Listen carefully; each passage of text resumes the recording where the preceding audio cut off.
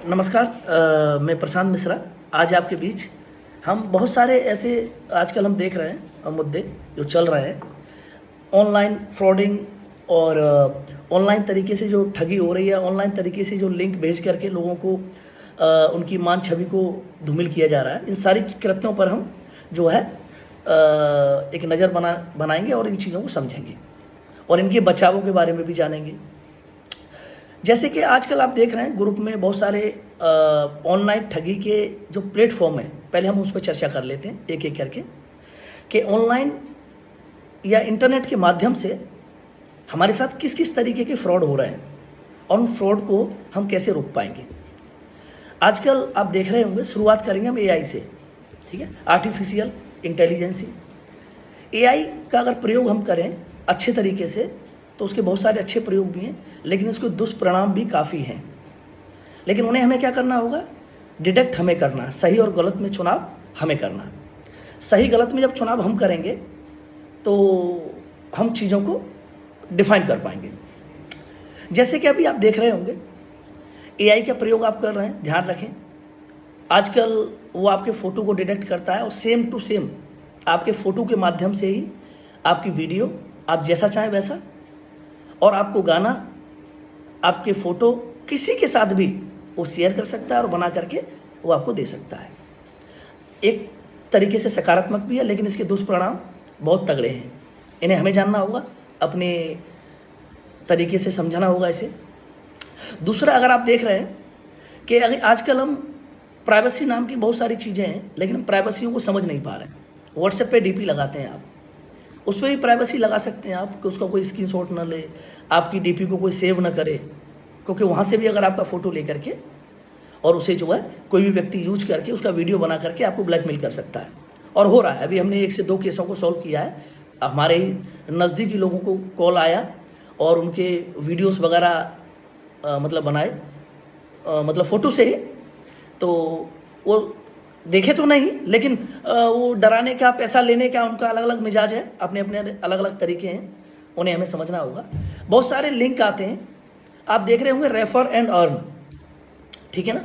Refer and earn के message आते हैं, एप्लीकेशन क्लोन के मैसेज आते हैं कि आप इस एप्लीकेशन को वो करें, ठीक है ना। आप जब तक किसी भी चीज़ की सूझबूझ को जान नहीं लेते हैं, उसके बारे में अच्छे से समझ नहीं लेते हैं, आप उसे ओपन न करें। पहली बात, लिंक को तो बिल्कुल व्हाट्सएप पे हमें ओपन करना ही नहीं चाहिए।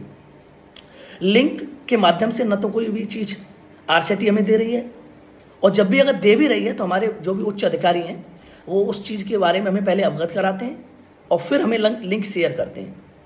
तो हम शिक्षक हैं और शिक्षक के अंदर ये चीज़ें होती हैं, जजमेंट कर सकता है, तो उसका भी आप ध्यान रखें। क्लोन से बचें, एप्लीकेशन से बचें, फर्जी लिंकों से बचें, रेफर एंड अर्न कमाई जैसे जरिए वाले एप्लीकेशन है, ऐप हैं, उनसे बचें।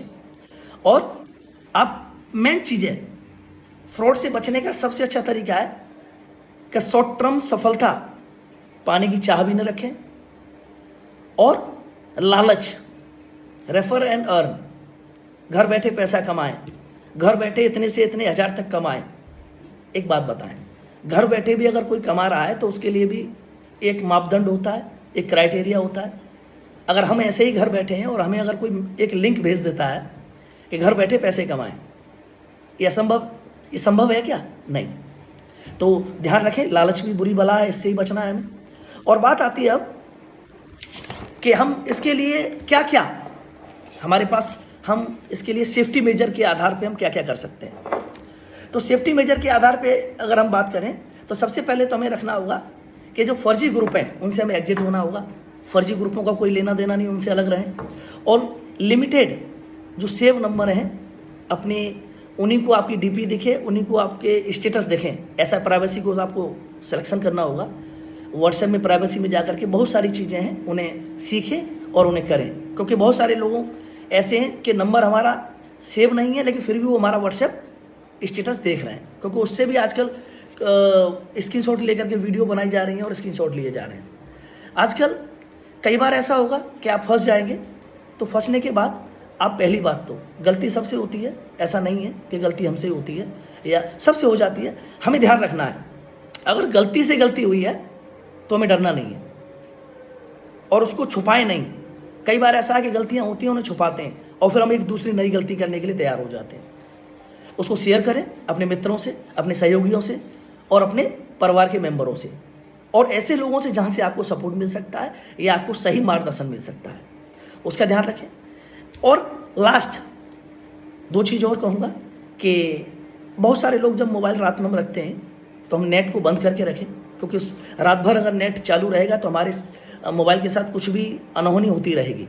और आप बंद करके रखेंगे तो सुबह जब आप उसे ओपन करेंगे तो अगर मैसेजों का आदान प्रदान होता भी है तो आप उसे सही समय पर एवरीवन डिलीट मार सकते हैं या उसे अपने उस चीज़ को कंट्रोल कर सकते हैं अगर कुछ गलत अगर आपके तरफ से हुआ है तो नेट को रात को बंद रखें, प्राइवेसी का ख्याल रखें, प्राइवेसी हर जगह लगाएं, अपने साथ उन्हीं लोगों को सेव करें, उन लोगों का नंबर जिन्हें आप जानते हैं, और अपनी पिक्चर को कहीं भी न दर्शाएं। एक मुख्य और इम्पोर्टेंट पॉइंट है, उसे समझना होगा। जितनी भी हमारी बहनें पार्लर, सिलाई या जो भी हमारे भाई हैं वो जो DST हैं जो अपनी ट्रेनिंग देते हैं, अपने बच्चों का जो हमारी बहन जो हैं उनकी जो प्रैक्टिकल की जो फ़ोटोज़ होती हैं या जो भी हम अपने लैब में जो फ़ोटोआँ वगैरह लेते हैं, उन फ़ोटोओं को आप सोशल मीडिया पर शेयर न करें, क्योंकि फ़ोटो से ही सब कुछ हो जा रहा है। ये हमें समझना होगा, बहुत गंभीर विषय है। बहुत सारी हमारी बहनें हैं जो पार्लर की DST हैं, वो जब भी कोई भी फ़ोटो होता है सोशल मीडिया पे ब्रांडिंग के लिए डाल देती हैं, अपग्रेडेशन के लिए डाल देती हैं, लेकिन वो गलत है। उससे आपका नुकसान आज नहीं होगा, लेकिन हमारे विद्यार्थियों का नुकसान आने वाले समय में हो सकता है, क्योंकि जिस तरीके से AI और साइबर फ्रॉड बढ़ रहा है वो बड़ा ही चिंताजनक है। और उस समय सभी DSTों को, हम सब DSTों को इन सब चीज़ों का ध्यान रखना होगा। मेन चीज़ आती है कि DSTों को क्या क्या मापदंड है, उन्हें क्या क्या ध्यान रखना होगा शिक्षा के दौरान। सबसे पहला है कि अगर आप कोई काम कर रहे हैं, ठीक है ना, तो हमने कोई ट्रेनिंग दी, तो ट्रेनिंग के जितने भी फ़ोटो हैं वो हमारे RCT के मेंबर लेते ही हैं, हम भी लेते हैं। फ़ोटो सिलेक्शन अच्छा करें और उसे सोशल मीडिया पर, हम ये नहीं कह रहे, बहनों के लिए हम ज़्यादा इसलिए कह रहे हैं क्योंकि वो ज़्यादा उसका हमें ध्यान रखना होगा, वो हमारा सम्मान है और सम्मान के लिए हम सबको एक साथ मिलकर के ही सोचना होगा, तो उसका ध्यान रखें। दूसरा, सोशल मीडिया पर फ़ोटो शेयर न करें। आपको अगर प्रैक्टिकल का कोई फ़ोटो शेयर करना ही है तो आप अपनी एक्टिविटी को एक ग्रुप वीडियो के माध्यम से बता सकते हैं, लेकिन कोशिश करें किसी का पर्सनल फ़ोटो आप वहाँ शेयर न करें, क्योंकि वो भी आने वाले समय में हार्मफुल हो सकता है। दूसरी एक और चीज़ है कि हम अपने अगर हम शिक्षक हैं तो हमें एक चीज़ और समझनी होगी कि हम बहुत अधिकतर हम देख रहे हैं कि किसी शिक्षक की या किसी व्यक्ति से अगर कोई गलती हो जा रही है तो राई का पहाड़ बनाने में हम देरी नहीं कर रहे हैं। अरे आज अगर आप साइबर फ्रॉड में फंसे हैं तो सामने वालों का जब मदद मिलेगा तो हम मजबूत होंगे और साइबर फ्रॉड करने वाले कमज़ोर होंगे, क्योंकि उन्हें पता चल चुका होगा कि अब लोग समझने लगे हैं, ठीक है ना। लेकिन अगर हम अपने ही लोगों को उल्टा सीधा बोलेंगे, उनको नीचा दिखाएंगे, उनके मान की हानि करेंगे, ये गलत है। राई का पहाड़ न बनाएं। अगर किसी के साथ गलत हो रहा है तो उसे समझाएं। कई बार ऐसा होता है कि लोग इतने अवेयर नहीं होते हैं जितने आप और हम सब लोग हैं। अगर उनसे गलती हो रही है तो गलती कहाँ हुई उन्हें आभास कराएं, उनका सहयोग करें, उनकी मदद करें, लेकिन ऐसा न करें कि राई का पहाड़ लेकर के किसी की मान प्रतिष्ठा को, छवि को धूमिल करें, क्योंकि किसी को काम ऐसे ही नहीं मिलता है। मान प्रतिष्ठा और छवि बनाने के लिए आदमी जान दांव पे लगाता है, समय दांव पे लगाता है, बहुत कुछ दांव पे लगाता है।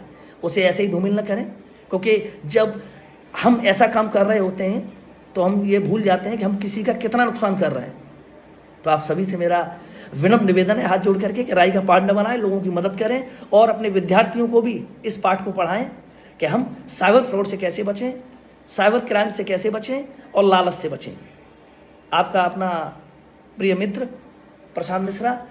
जय हिंद, जय भारत, धन्यवाद।